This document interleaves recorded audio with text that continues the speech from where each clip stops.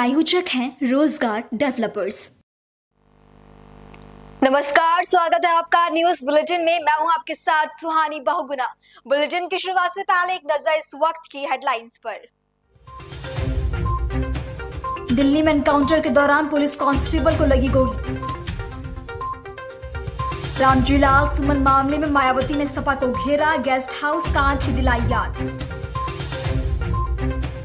चीनी राष्ट्रपति जिनपिंग और बांग्लादेश की अंतरिम सरकार के प्रमुख यूनुस की बीजिंग में हुई मुलाकात। गाजियाबाद के भोजपुर इलाके में बॉयलर फटने से 3 मजदूरों की मौत। आंध्र प्रदेश के सीएम चंद्रबाबू नायडू आज चेन्नई में ऑल इंडिया रिसर्च स्कॉलर्स समिति में होंगे शामिल। हेडलाइंस के बाद चलिए अब जानते हैं खबरों को विस्तार में। खबर झारखंड के गिरिडीह से है, जहां रजिस्टर 2 की छाया प्रति नहीं मिलने से किसान जनता पार्टी के लोगों ने फिर से तीसरी गिरिडीह और गावा मुख्य मार्ग को जाम कर दिया है। लगभग 6 घंटे सड़क जाम रहने से गाड़ियों की लंबी लाइन लग गई और राहगीरों को काफी परेशानियां झेलनी पड़ी।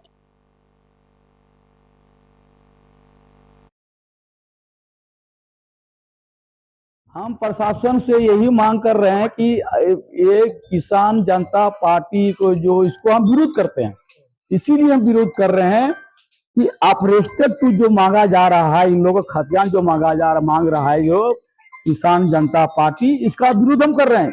इसीलिए कि रजिस्टर 2 अपना रजिस्टर 2 अपना ले, खुद के अपना ले। हमरा दिक्कत इसमें हो सकता है कि उसमें के मतलब उसमें दंगा फसाद भी कुछ कर सके, इसमें मतलब कोई रैयत को कुछ उसमें लड़वा सके। इसमें बहुत बड़ा इसमें गेम बाजी इसमें नजर में आ रहा है हमको, समझ में इसमें आ गया हमारा। इसमें इसको दिया नहीं जाए, अपना चीज संपत्ति अपना ले, रजिस्टर 2 अपना ले, हमरा संपत्ति नहीं देंगे। जिला प्रशासन से क्या मांग करते हैं? हम जिला प्रशासन यही कहना चाहते हैं कि अपना उनको जो अदर का जो भी है अपना बात रखे। हम अपना चीज संपत्ति, हम अपना रजिस्टर 2 नहीं लेने देंगे। हम अपना चीज अपना वो लेने के लिए वो सरकार भी इच्छुक है, अपना कर रहा है। उनका भी कहना है कि अपना चीज लीजिए, आपको देने में हमको कोई आपत्ति हमको नहीं है, अपना चीज लीजिए। दूसरा का चीज का हम नहीं देंगे। हम उनका सहयोग भी कहना सही है, जायज है उनका भी। अगर आपका मांग पूरा नहीं होता तो क्या कीजिए? हम इसका नहीं मांग होगा तो इसका ऊपर तक हम पहुंचेंगे। हम यहाँ से लेकर हम हाई कोर्ट से सुप्रीम कोर्ट तक पहुंचेंगे। हम शुभ नाम हूँ राजकुमार शर्मा। किसान जनता पार्टी के जिला सचिव गिरिडीह से आए हैं हम, भागीरथ राय। तीसरी के किसान परेशान रजिस्टर 2 के लिए है, जमीन के लिए है। और आइए हमारा दूसरा बार रोड जाम हुआ और मैं हर गुरुवार को 5 घंटा 6 घंटा रोड जाम करूंगा। यहाँ का गरीब को रजिस्टर 2 दे दिया जाए और उनका ऑनलाइन एंट्री कर दिया जाए। बंदोबस्ती है तो उसका भी ऑनलाइन एंट्री कर दिया जाए, क्योंकि यहाँ का किसान बहुत ज़्यादा परेशान है। और मैं इतना ही कहकर कहता हूँ, और ब्लॉक में मैंने ताला लगवाया है और कह दिया है कि ब्लॉक का ताला नहीं खुलेगा जब तक रजिस्टर 2 नहीं मिलेगा।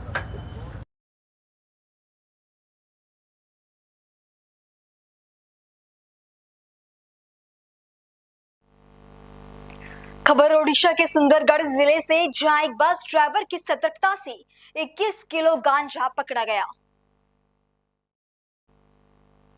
सुंदरगढ़ बस स्टैंड चौक पर एक युवक ट्रॉली में 21 किलो गांजा भरकर बस में चढ़ने की कोशिश कर रहा था, तो बस ड्राइवर को शक हुआ। ड्राइवर और कंडक्टर ने तुरंत पुलिस को सूचना दी। इस पर पुलिस मौके पर पहुंची और युवक को हिरासत में ले लिया गया।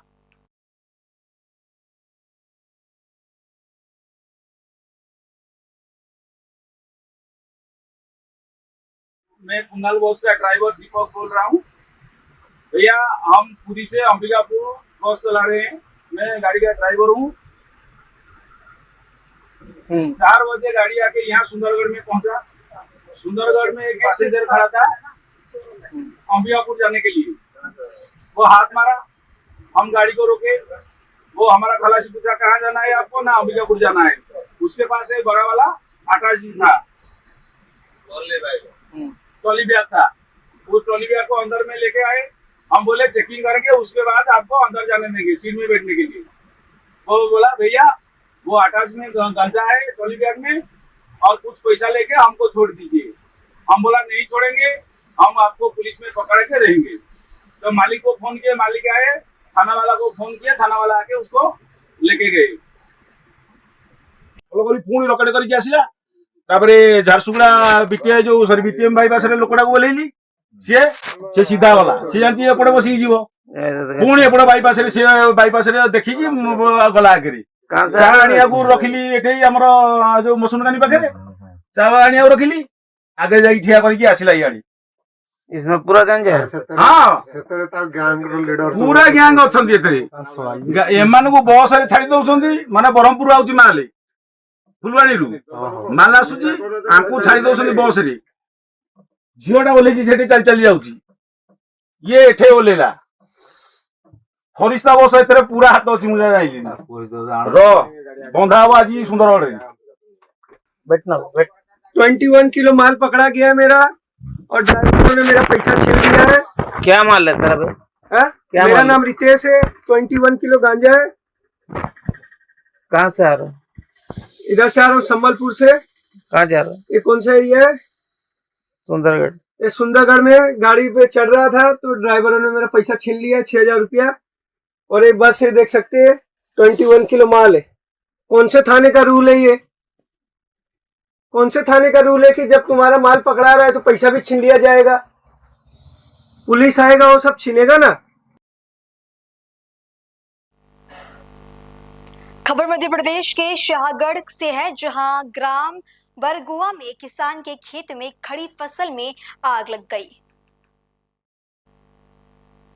इस आग से किसान का काफी नुकसान हुआ। 2 फायर वाहनों की मदद से आग पर काबू पाया गया।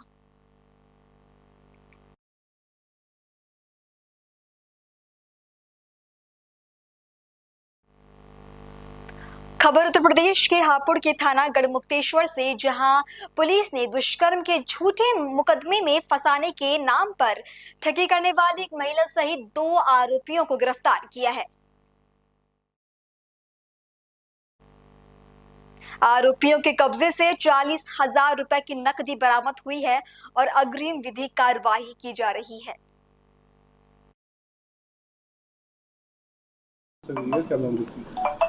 दौताई के रहने वाले कासिम सन ऑफ शराफत जो कि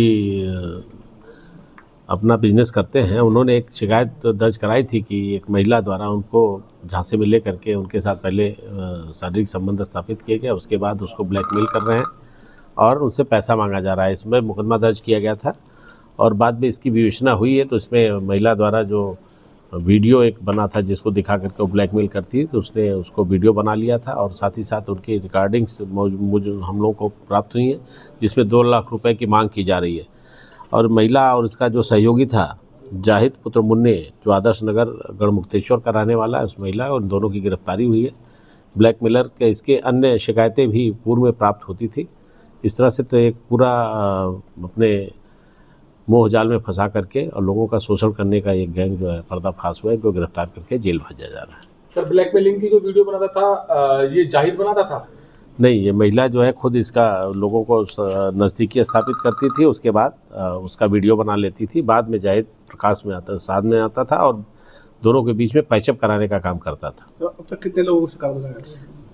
अभी तो ये जो जिसकी विवेचना हुई है एक केस है, इसके अलावा अन्य शिकायतें प्राप्त हो रही हैं और कोई अन्य शिकायत भी प्राप्त होगी तो उसमें एफआईआर दर्ज करके कार्रवाई कराई जाएगी। और बड़ी खबर हरियाणा के पंचकुला से, जहां एक दर्दनाक हादसा हुआ। हादसे में 80 साल के बुजुर्ग की दर्दनाक मौत हुई है। दुकान में बैठे थे मृतक बुजुर्ग। मेडिकल की दुकान में घुसी कार, एक ग्राहक भी गंभीर रूप से इस हादसे में घायल हुआ है। पंचकुला के सेक्टर 1 माझी चौक पर यह हादसा हुआ। मामले की जांच में पुलिस जुट गई है।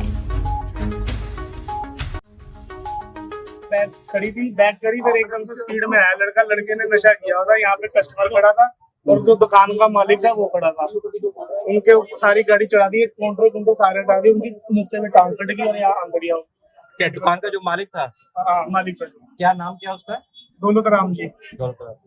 तो क्या नशा किया हुआ था गाड़ी वाला? गाड़ी वाले ने नशा किया हुआ था। कितने लोग थे गाड़ी में? एक सिंगल ही था। कहाँ है गाड़ी वाला? गाड़ी वाला जो ओनर है वो तो थाने में चला गया, जो गाड़ी चला रहा था वो मौके पे भाग गया। सर मामला क्या पूरा ये? माधुरी चौक पे जो केमिस्ट की दुकान है उसके साथ में पिज्जा के द्वारा वहाँ पे एक बड़ा एक्सवी महिंद्रा के द्वारा चालक द्वारा एक्सीलेटर दबा के दुकान के अंदर एक्सीडेंट हुआ, जिसमें दुकान के मालिक की सिलसिला आगे भी जारी है। फिलहाल रुकेंगे एक छोटे से ब्रेक के लिए।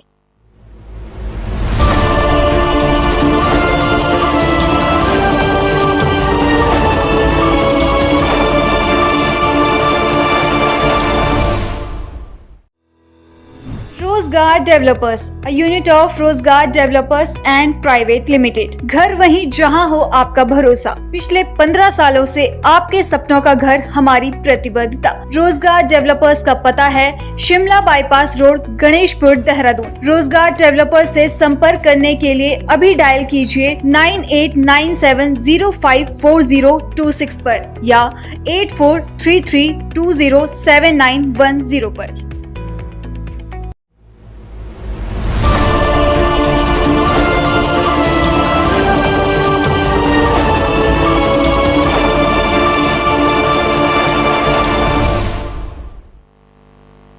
और इस छोटे से ब्रेक के बाद आपका बुलेटिन में फिर से स्वागत है। खबर गुजरात के वलसाड़ जिले के वलवाड़ा गांव से है, जहां आदिवासियों की जमीन पर जीआईडीसी के अधिकारियों की मापणी की कार्रवाई का ग्रामीणों ने विरोध किया।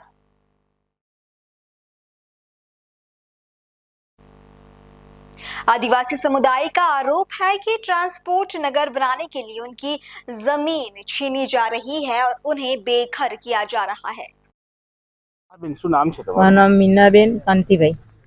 આ જમીનમાં અત્યારે અહીંયા અધિકારીઓ આવેલા છે અને એ લોકો માપણી કરી રહ્યા છે, તમારી શું માંગ છે? અમારે ખેતી જ કરવું છે, ખેતી કરીને અમે જીવીએ। 60-70 વર્ષથી અમે રોપીને ખાતા છે, એમાં કમાઈને ખાય, એમાં પરિવારનું ને બધાનું અમારું ગુજરાન થાય, ભરણ પોષણ થાય।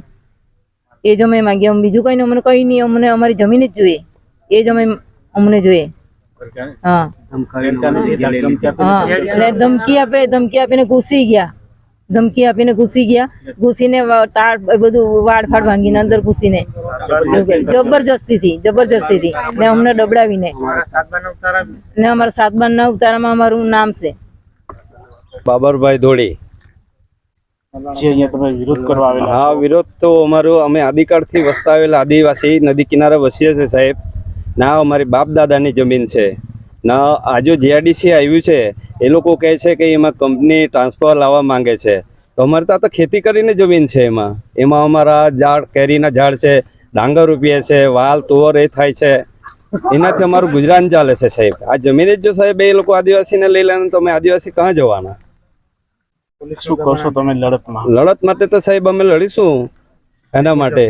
આજે 20-25 પોલીસ લાવીને અમને ધાક ધમકી આપી, ડીએસપી પીએસઆઈ આવીને જેટલા જોરથી ધમકાવીને જો અમારા ઉપર દબાણ લાવીને અમારા જે આ કમ્પાઉન્ડનું એ લોકોએ ફાઉન્ડેશનમાં એ લોકો માર્કિંગ કરી છે, આ તો ખોટું કર્યું છે ને સાહેબ। મારું નામ સીમાબેન સુરેશભાઈ ધોળી। અને તમારું આ એરિયાનું નામ શું છે? આ વલવાડા સંગાડી ફર્યું। અચ્છા, અહીંયા જે અત્યારે જે અધિકારીઓ આવેલા છે અને જમીનની માપણીને બધું કરે છે, આ જમીન કંઈક તમારી છે એવી તમારી વાત છે, તો આ જમીનને લઈને તમે શું કહેશો? આ જમીન છે ને સાહેબ, અમારે માલકીની સવાર એ લોકો ભલે જીઆઈડીસી ની લેતા ભલે, પણ આ માલકીની જમીનમાં ઘૂસે કે એટલે અમારે આ તકલીફ કરીને આ લોકો હાથે ફરવું પડે। और અમારે પોતાની જગ્યા જે લેતા હોય તો આપણે જીવ બળે કે નહીં? और આજે આ અમારા ઘરવાળા છે, એના જે નોકરી ધંધા નહીં કરતા મને સાહેબ, શાંતિ નહીં રહે સાહેબ, કેવી રીતે રહી? શું ઈચ્છો છો તમે? અમારી જમીન જ જોઈએ સાહેબ। મારી તબિયત બી સારી રહેતી નથી, આ લોકો ત્યાં ધમકી લઈને આવેલા છે, પોલીસ વાળા ડબરાવીને લઈ લેવા કરે એમ, એટલે આ લોકોની જગ્યા લઈને પણ અમારી માલકીની જગ્યામાં ઘૂસીને લેવા કરે, તો અમે પછી સહન કરીને કેવી રીતે બેસી રહેવાના? અમારા પરિવાર, તમારી જમીનમાં શું વાવો છો તમે? અમારે બધું ખેતરમાં છે, તુવેર છે, વાલ છે, હાલમાં ભાત રોપીએ છીએ, બધું જે તમે આદિવાસી માણસ છે, અમે ખેતી કરીને જીવવા વાળા માણસ, અમારે ખેતરો લઈ લે તો અમે ક્યાં જવાના? હમણાં અત્યારે એ લોકો તાર ખૂટે ત્યારે ક્યાંથી માપણી કરવા આવ્યા ને અત્યારે ક્યાં ઘૂસીને માપણી કરી એ લોકોએ. તમે બોલ્યા તો બોલવાનું, અમારે બોલવા નહીં દે. અત્યારે ડીએસપી સાહેબ કેટલા જબરદસ્તી કરીને બોલ્યા ને બધાને ચૂપ કરાવવા સારું. તમારે માલકીની જગ્યા છે, તમે લેવાનું તમારો શું અધિકાર? આટલા બધા બોલ્યા કે અમારે કોઈનો આરામનું નથી જોઈતું મળે, અમારો અધિકારનું જોઈએ છે, અમારે પોતાનું જોઈએ. મોકલીએ છીએ કે અમારી માંગ પૂરી થવું જોઈએ. નામ અને હોદ્દો? મારું નામ જયેશ ભગુ બરફ. मैं आदिवासी वारली समाजનો રાષ્ટ્રીય ઉપાધ્યક્ષ છું, ઉમરગામ તાલુકા. હાલમાં અમે અહીંયા વલવાડા ગામમાં છે, જ્યાં બહુ અઘરી પરિસ્થિતિ ઊભી થઈ ગઈ છે કે ખેડૂતોની માલકી 7/12 પર જમીન અચાનક જીઆઈડીસી દ્વારા માપવામાં આવેલ છે. એ બાબતમાં અમે જ્યારે જાણ થઈ તો 2 મહિના અગાઉ જ અમે કલેક્ટર સાહેબને અરજ કરી હતી કે જે તે સમયે જે જમીન સંપાદન થઈ હતી એ સંપાદન થયા બાદ પછી જે એનું હેતુ મંડાવવાનો હતો એ હેતુ માંડવામાં નહીં આવેલો હતો. અને ખેડૂત હજુ પણ ખેડે છે, એ લોકોની માલકી જમીન છે અને સંપાદન જમીન છે, એમાં પણ એ લોકોનો કબજો છે વર્ષોથી. એમાં કોઈ હેતુ મંડાવવાના કારણે એ જમીન 2013ના નિયમના હિસાબે મૂળ ખેડૂત અથવા સરકાર હસ્તક થઈ જવા જોઈતી હતી, પણ કોઈ કારણસર એ થઈ નથી. ને હમણાં 70 વર્ષ પછી જીઆઈડીસી હમણાં આવીને કબજો કરવાની વાત કરે છે. ને એ કબજો કરવાની વાત જે કરે છે એમાં જે તે વખતે સંપાદન વખત જે ડેમમાં ગઈ જમીન ગઈ તે તો ડેમમાં ચાલી ગઈ. હાલમાં હમણાં જે લોકો જમીન સંપાદન કરવા આવે છે એ કઈ જમીન છે અમને નથી સમજાતું. 20 એકર જમીન સંપાદન છતાં હમણાં એ લોકો 40 હેક્ટર બતાવે છે. ને હાલમાં જે માપણી ચાલી રહી છે આજના દિવસે એ બાબતમાં અમે કલેક્ટર સાહેબને અરજી પણ આપેલી છે. એના પણ કલેક્ટર સાહેબે જીઆઈડીસીનું જે મુખ્ય કાર્યાલય સુરતમાં છે એના પર કાર્યાલયમાં પણ એ અરજી બાબતમાં ચર્ચા થઈ છે. એનો હવાલો ત્યાંથી અહીંયા પારડી મોકલવામાં આવ્યો છે અને પારડી ચકાસણી માટે આપ્યો છે.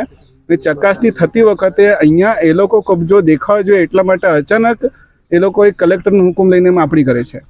તદ્દન ગેરકાયદેસર છે, લોકોની જમીનને હાનિ પહોંચે છે, લોકોનો હક છીનવાય છે. કલેક્ટર સાહેબને અમે રજૂઆત કરીએ છીએ કે આવા બધા ફેસલા ના લઈ ને આવા ગરીબોની અગર પ્રાઇવેટ જમીન આવી જે ખાનગી 7/12 પર ચાલતી છીનવાતી હોય તો કાયદા વ્યવસ્થા જળાવતું નથી. મારું નામ જાગૃતિબેન બિપિનભાઈ પટેલ છે અને હું અહીંયા સંઘાડીપાડામાં મારા પપ્પાનું ઘર છે અને આ લોકોએ કાયદેસરનું અમારી જગ્યા છે, માલિકી જગ્યા છે મારા પપ્પાની, એ આ લોકો ગેરકાયદેસર લેતા છે. એના અટકાવવા માટે અમે આવેલા છે. આજે મારા પપ્પાની તબિયત સારી નથી રહેતી, એના માટે મારે આગળ થઈને આવવું પડે છે.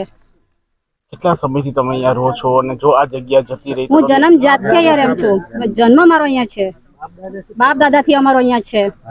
અમે પોતે છોકરા નથી મારા પપ્પાનો, એટલે અમે ખેતી કરીને ખાતા છે અહીંયા. અને આ લોકો બધા આજે આવીને કે નીકળો તો અમે કેવી રીતના નીકળી જાય? અમારથી નહીં નીકળાય આવી રીતના. અમારા 7/12 ઉતારામાં નકલમાં બધામાં અમારા નામ બોલાય છે, પછી અમે કેવી રીતના નીકળી જાય? અમારથી નહીં નીકળાય આવી રીતના. શું માંગ છે તમારી? અમારી એવી માંગ છે કે અહીંયા અમને ટ્રાન્સફર નથી જોઈતું, અમને કોઈ જાતનું બીજો બહારનું વ્યક્તિ કોઈ જોઈતું નથી. અમે જે ખેતી કરીને ખાતા છે એ અમે ખેતી કરીને ખાવા માંગતા છીએ, બીજું કંઈ અમને જોઈતું નથી. અમારી એટલી માંગ છે ને અમારી માંગ पूरी करजो. हमें आ वीडियो द्वारा। बुलेटिन की अगली खबर राजस्थान के नया नगर से है, जहां ग्रामीणों पर खनन माफिया और पुलिस की दबंगई का मामला सामने आया है। महिलाओं और ग्रामीणों ने खनन माफिया पर और पुलिस पर भी मारपीट करने का आरोप लगाया है। इस मामले को लेकर आक्रोशित ग्रामीणों ने पुलिस उप अधीक्षक दफ्तर के बाहर नारेबाजी कर प्रदर्शन किया और सुरक्षा एवं न्याय की गुहार लगाई।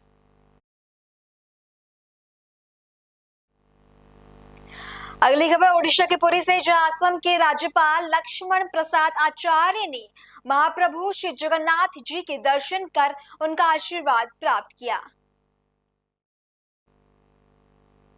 अगली खबर उत्तर प्रदेश के गाजीपुर से है, जहां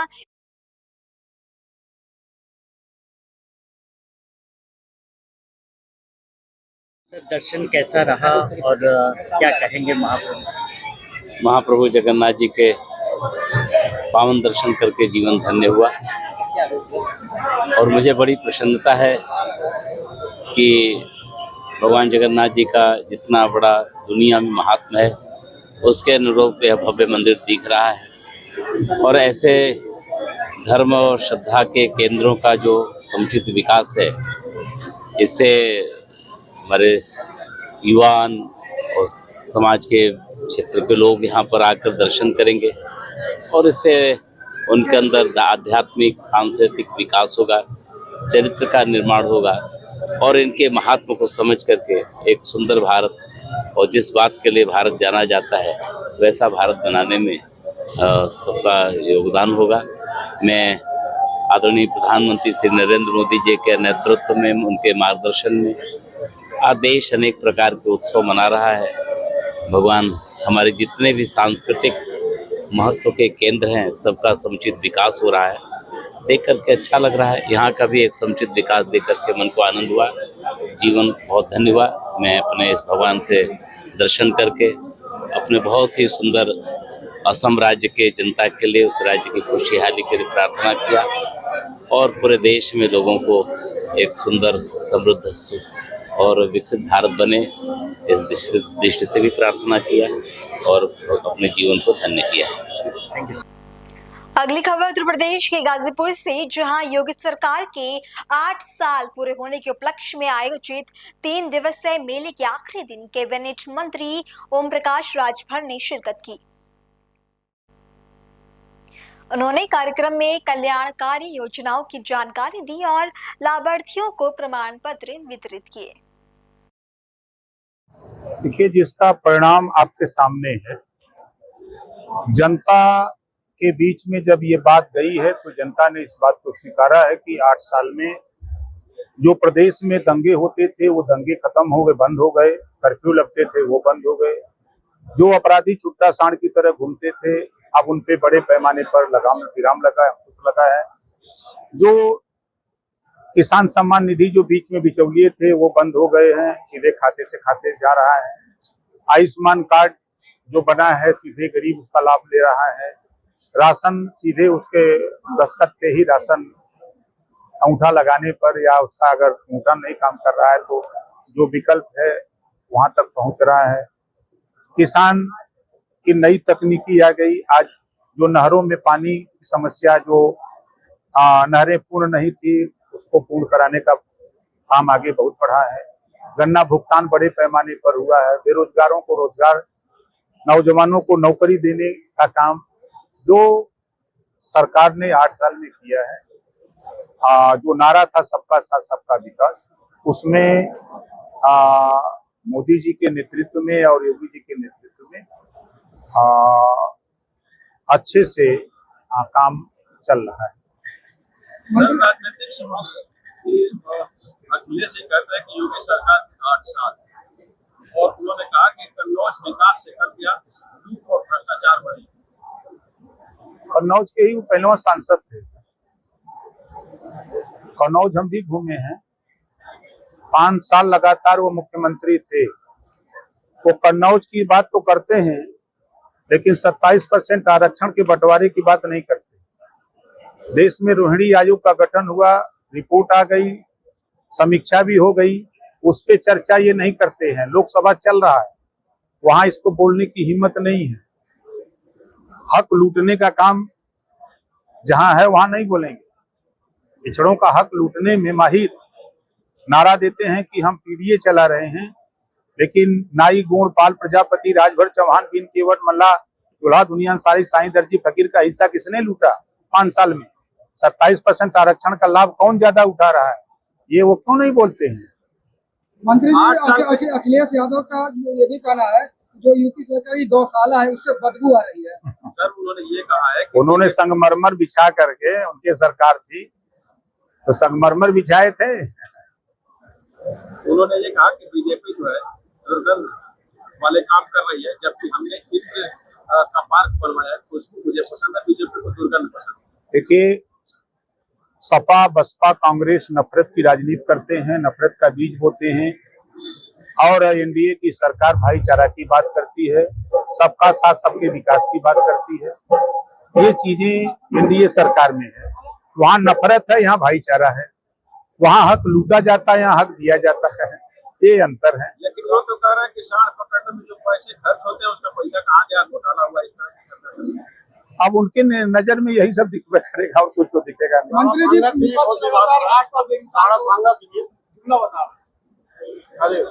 अब उनका जुमला जब वो हाई कोर्ट के आदेश को नहीं माने, 3 सितंबर 2013 को हाई कोर्ट ने कहा कि 27% आरक्षण कुछ जातियां उसका लाभ उठा रही हैं, इसको बांट करके दिया जाए, तो मुख्यमंत्री वो खुद थे, उन्होंने हाई कोर्ट के फैसले को नहीं माना, तो जुमला तो लगेगा ही। राणा सांगा बताया गद्दार। अब देखिए, लोगों को रोटी, कपड़ा, मकान, शिक्षा, दवाई के विषय में एनडीए सरकार हम लोग काम कर रहे हैं।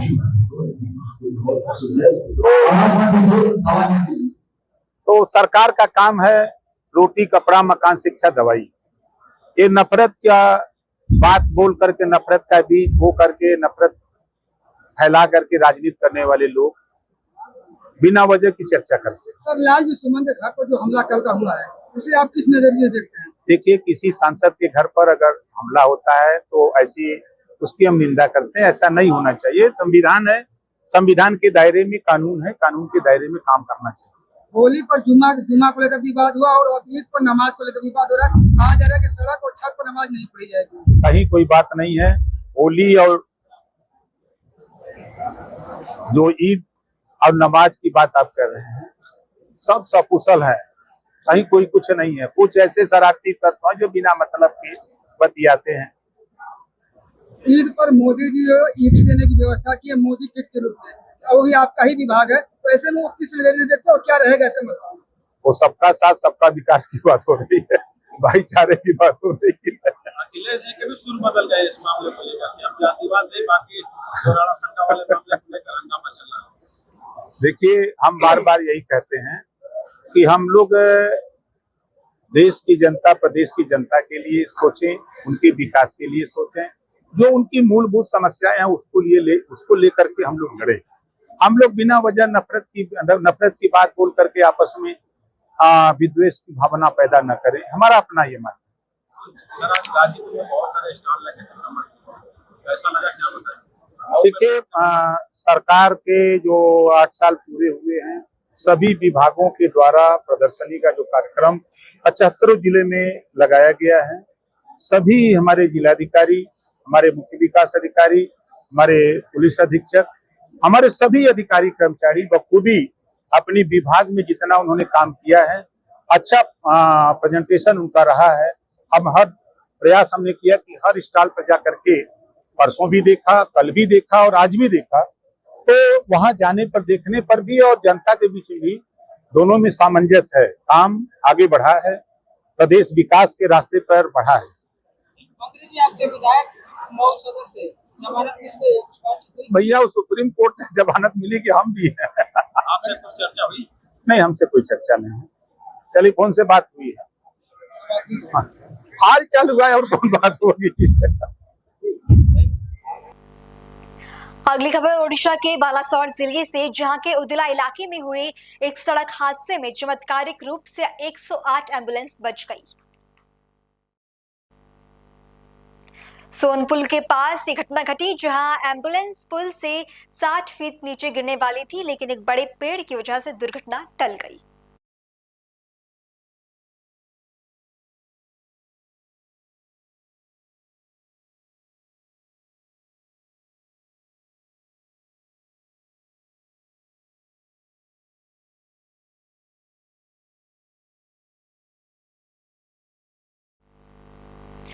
और बुलेटिन में अब बात स्पोर्ट्स की। एशियाई चैंपियनशिप में भारत की रितिका हुड्डा महिलाओं की 76 किलोग्राम भार वर्ग के फाइनल में 6-2 की बढ़त गंवा बैठी और अंतिम 10 सेकंड में 4 अंक गंवाने से उन्हें रजत पदक से संतोष होना पड़ा।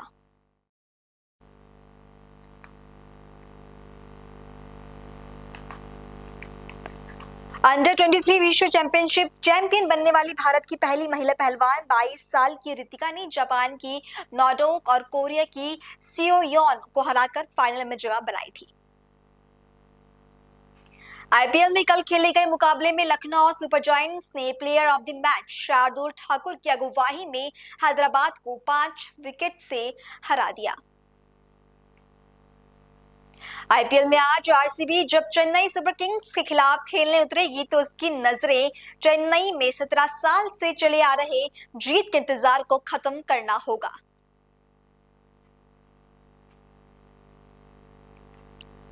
पैरा टेबल टेनिस खिलाड़ी ऋषित नाथवानी पेशेवर क्रिकेटर बनना चाहती थी, पर साल 2017 में कबड्डी मैच के दौरान लगी चोट ने उन्हें गर्दन से नीचे लकवाग्रस्त कर दिया था। नाथवानी ने पैरा टेबल टेनिस की ओर से रुख किया और खेलो इंडिया पैरा खेलों में पुरुष की क्लास 5 स्पर्धा में स्वर्ण पदक जीत लिया।